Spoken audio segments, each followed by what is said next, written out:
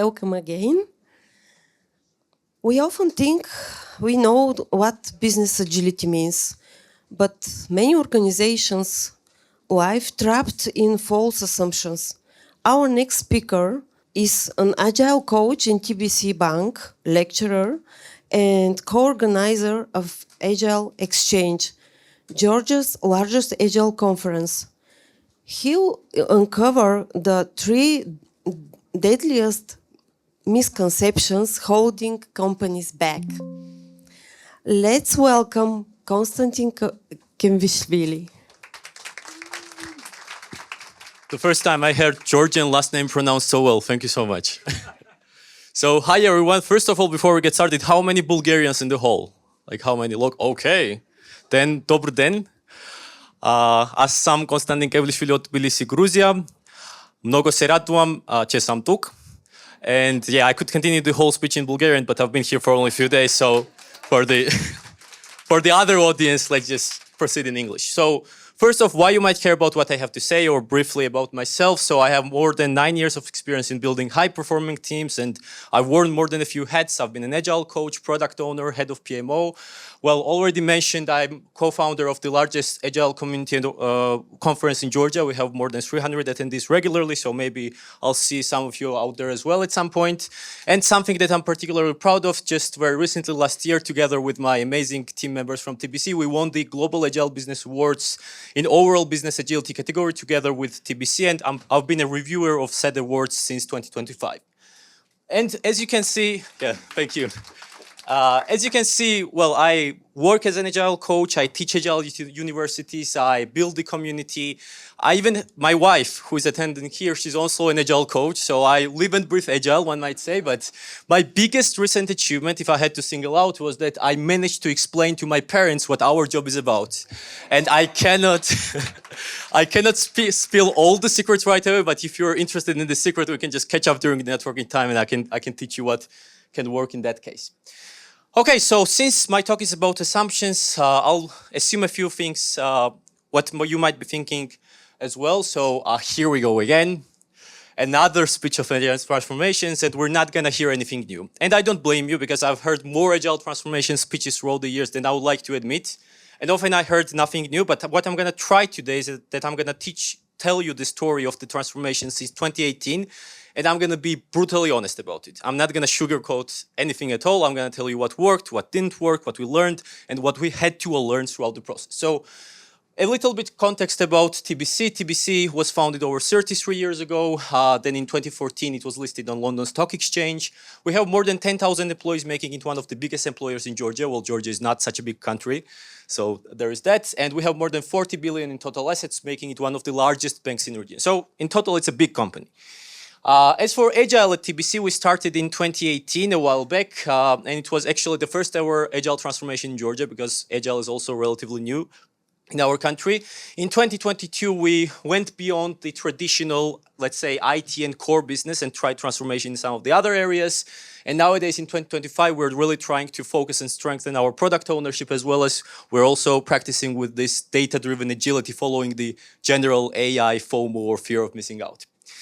So, assumption number one, and I'm not saying that these assumptions are necessarily wrong or right, but I'm just saying that there is something dangerous about them sometimes if we take them wrongly. So the first one, it's agility equals speed. So, first of all, how many of you agree with this statement? Just raise your hands. Okay, the room has, okay, yeah, there is certain truth. How many of you disagree? Okay, I guess the verdict is more or less clear. Now, let's dissect this a bit. If we had to compare speed and ability in terms of general terms, then the difference would be clear, right? Speed is basically the ability to move your body from point A to point B as fast as possible. But agility is the ability to quickly and effectively change direction, accelerate, decelerate, and stabilize if needed. So there's a clear distinction.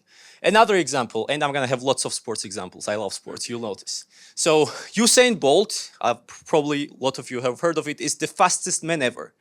He was the fastest runner, the Olympic champion, but it wouldn't make him the best football player in the world, right? Because speed is very important for being a good football player, but it's not the only attribute. So Leo Messi, on the other hand, was one of the most agile athletes, and is one of the most agile athletes ever, right? So, and then there is also technique and skill and all the other things, but there is the speed only cannot make you the best player in the world and also the most agile player in the world.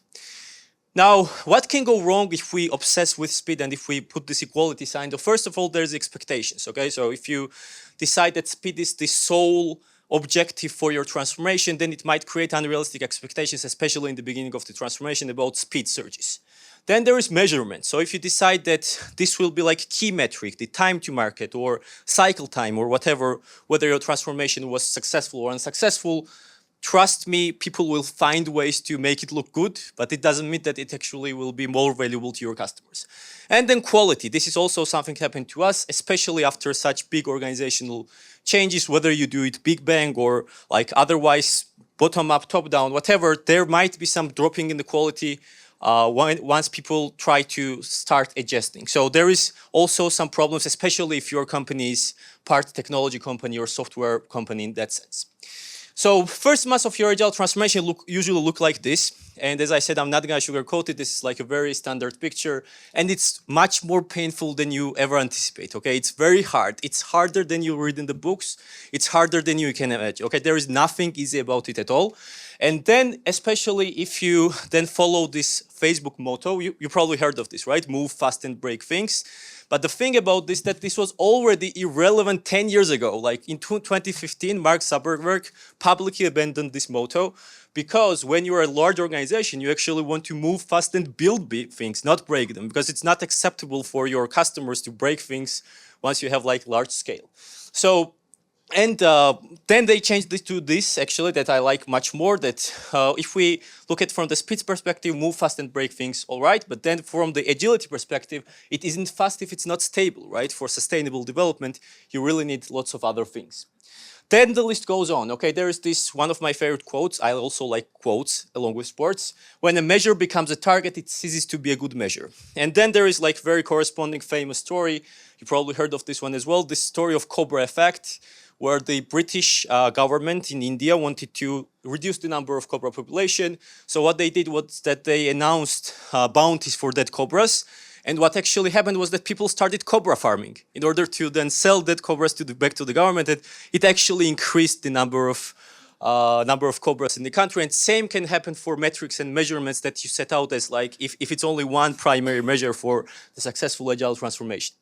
What else could go wrong? As if all the other things were not enough, then you might end up with the good old feature factory, meaning that you are obsessing over speed, you are shipping as much as possible, you have like amazing deployment frequency, but then it's not truly valuable things for the customers, and that's like one of the, I think, biggest anti-patterns in modern product development right now.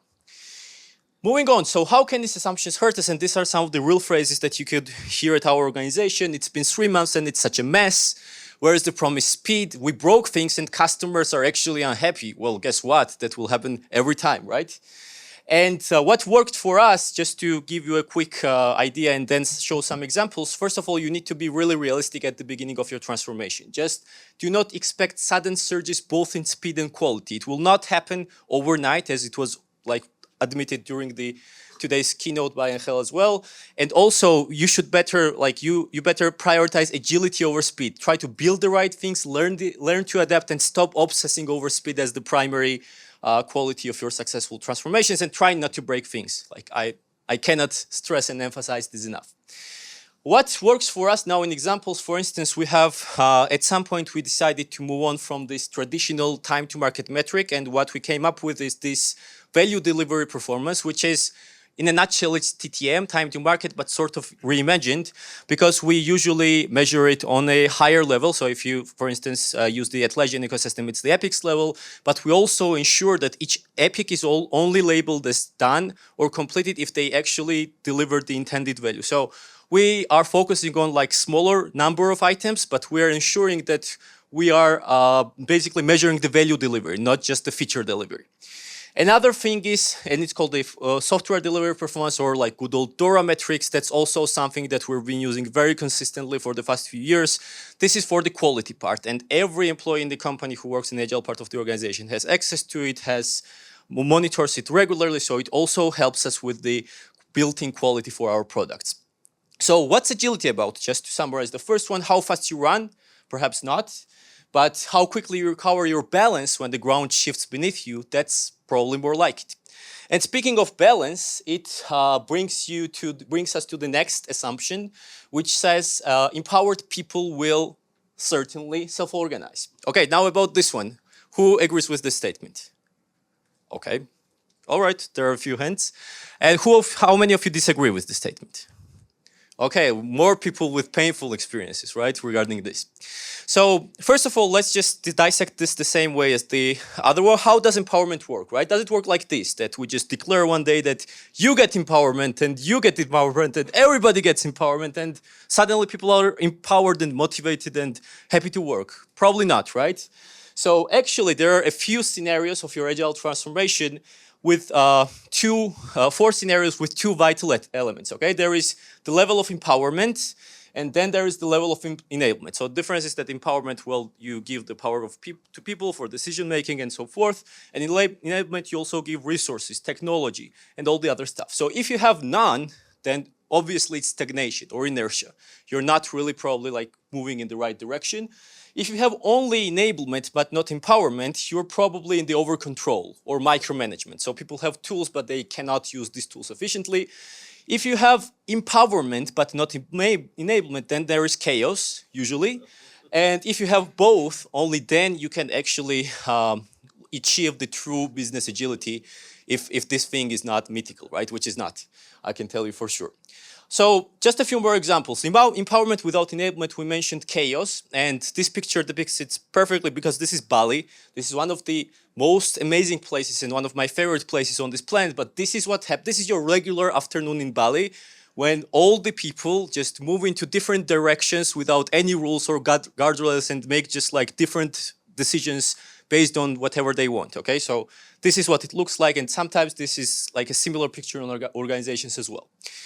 Enablement without empowerment, we mentioned micromanagement, and just imagine if you're a basketball player, like let's say LeBron, who is perhaps the best basketball player of the past decade, and you have all the best trainers and staff and tools and everything, but once you go to the court, your coach tells you what to do all the time, like to turn left or turn right, to pass the ball, when to look up, when to block the shots, etc. You probably wouldn't be the most successful basketball player, right? And even LeBron probably would not be able to succeed in such an environment, and neither can our employees actually most of the time. But if you have both empowerment and enablement, then you can reach this true business agility, which I believe is very good resemblance to the Formula One champions, because they have to have good cars, they have to have very good technical stuff and lots of like technical things going on there, but they also need to trust their instincts and their skills, much like we need to trust our employees together with supplying them with certain tools and ideas. So how can this assumption hurt us? A few more phrases that you could hear. I have no idea what I'm doing now. That's one.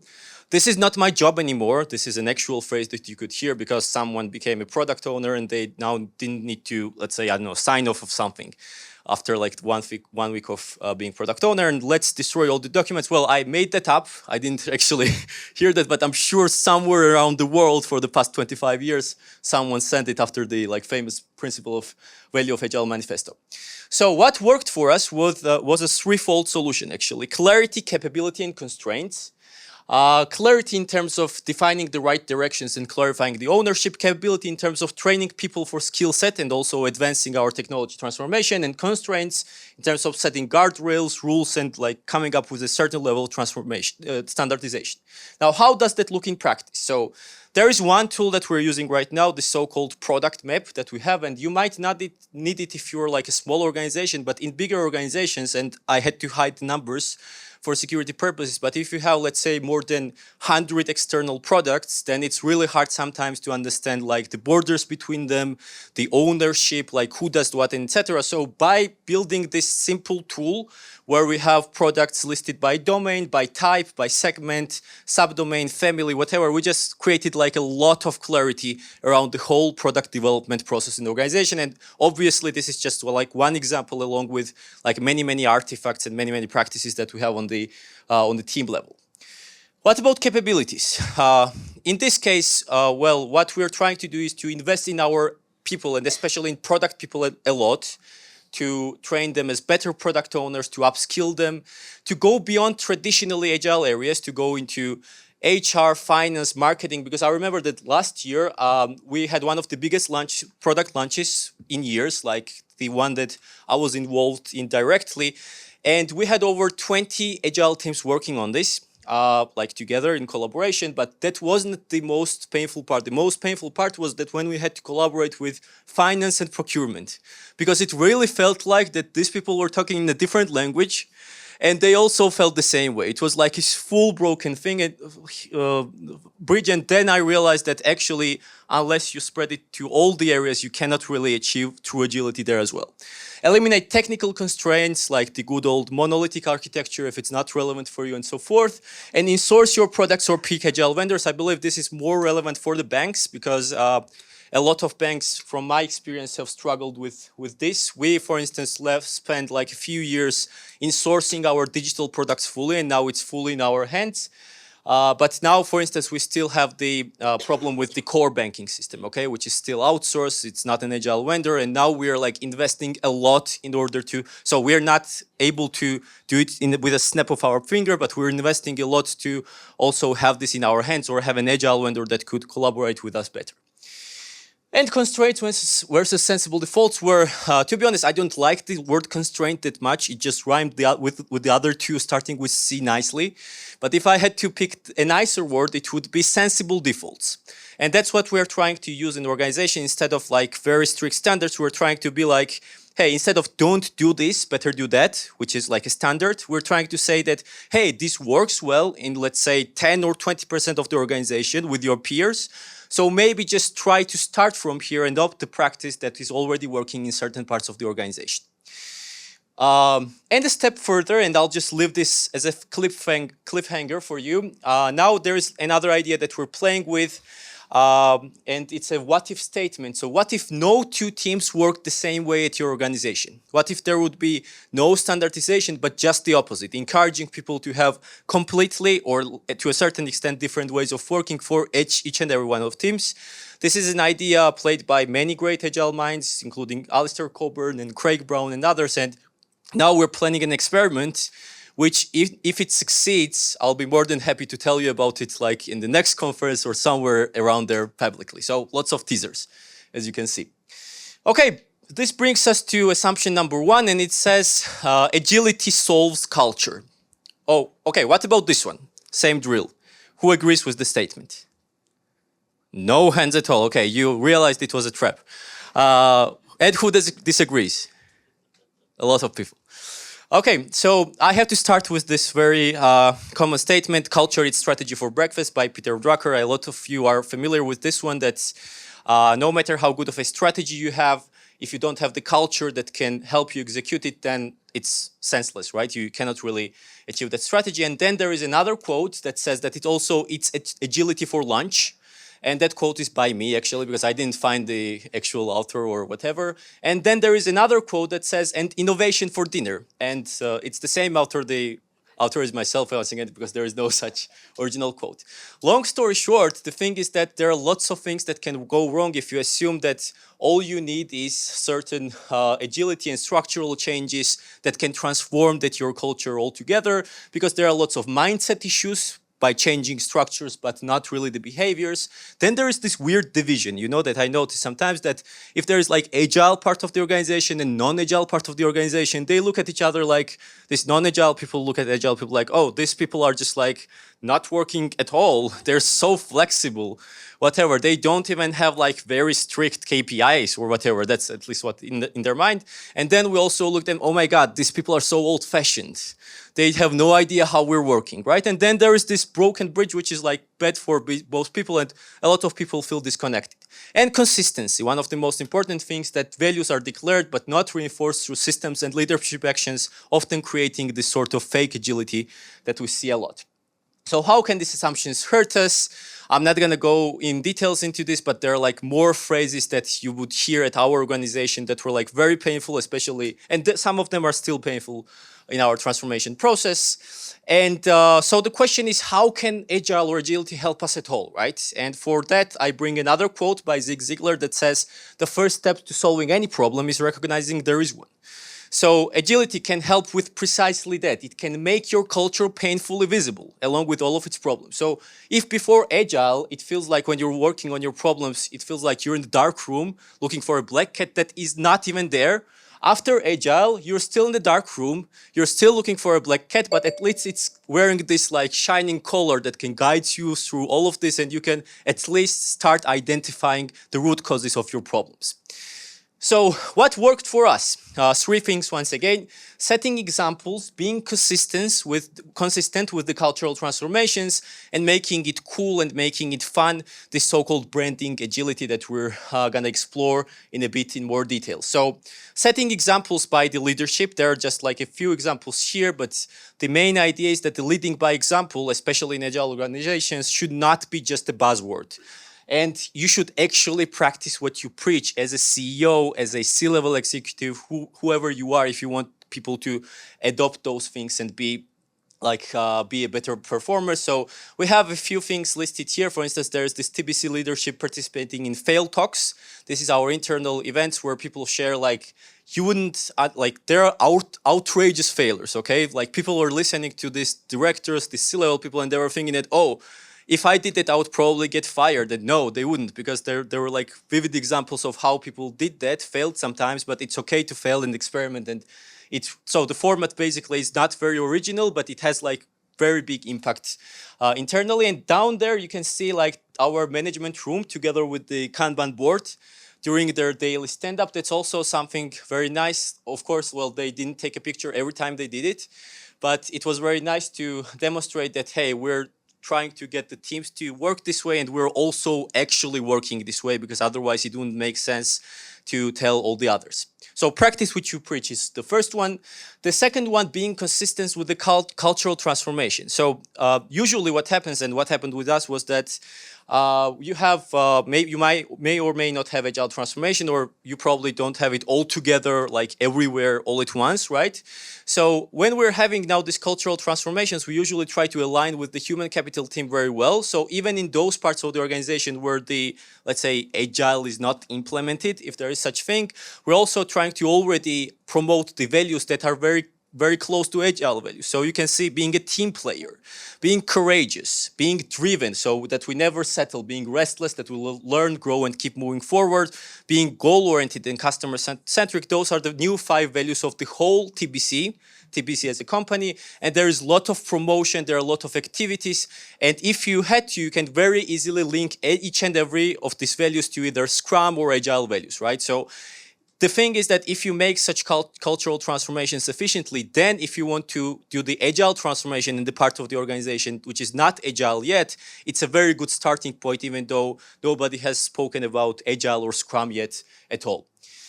And making it cool, branding agility. So there's also like lots of activities here.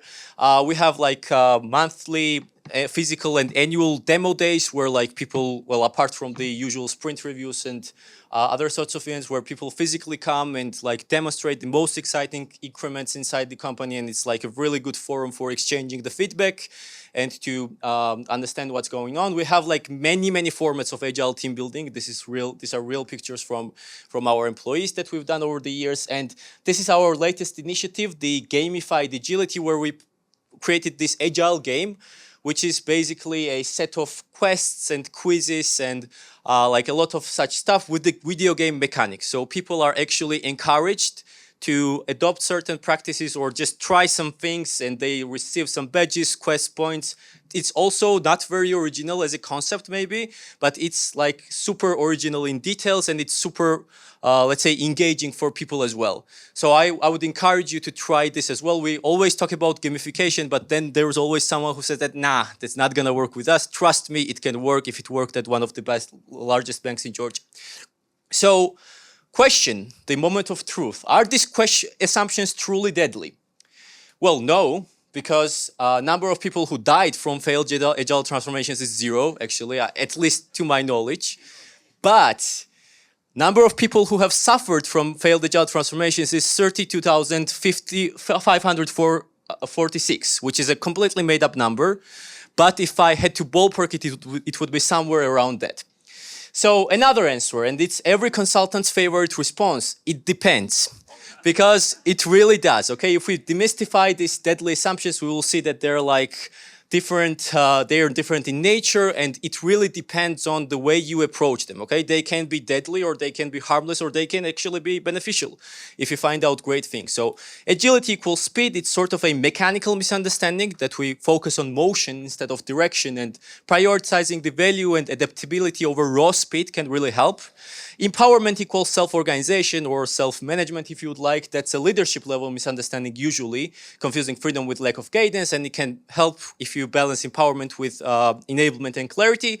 And agile solves culture, that's probably a higher level, like philosophical or belief misunderstanding, and leading by example and keeping this culture work continuous and shared can really help.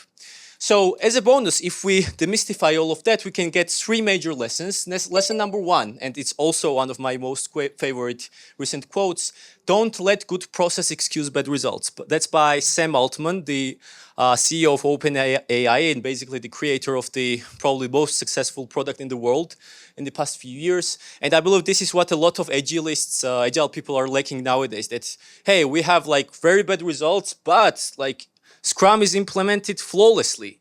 Who cares, right? In that case, just remember that that's also, I believe, that contributed to starting this whole agile is dead thing as well. So just remember that if you failed with the practice, then you certainly, with the results, you certainly did something wrong. So try something else and never let good process excuse bad results. Lesson number two, your agility is only as strong as its weakest link. So in the organization, if you have, I don't know, 5 directions which are agile, and the 6th one, whatever it is, HR, procurement, finance, then it can also affect you. So, and the quote is again authored by me, because there is a famous quote which is analogous but not exactly this one. So always try to, you cannot do it all together everywhere all at once, but try to spread it, okay? Try to do like at least minimal effort so that people don't feel like they're speaking in different languages when they need to collaborate on large initiatives.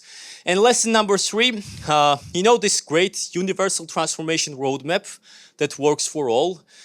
It's an amazing thing, but it has like a lot of common with unicorns, because none of these things actually exist in nature, people. So it's like there is no way that someone can come to you and tell you that, hey, there is this universal transformation roadmap that will work for you, and there is this framework that will definitely let you achieve great results.